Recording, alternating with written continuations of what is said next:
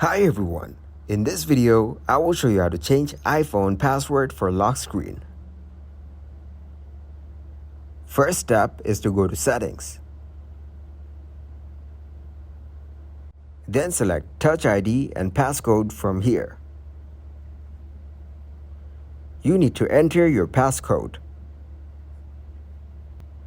Now tap on Change Passcode. For this, enter your old passcode. Set a new passcode over here. Then verify it simply by re-entering your new passcode. In the end, save your selection.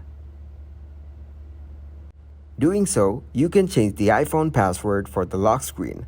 If you guys got some value, make sure to leave a like and subscribe to the channel. Until next time, goodbye.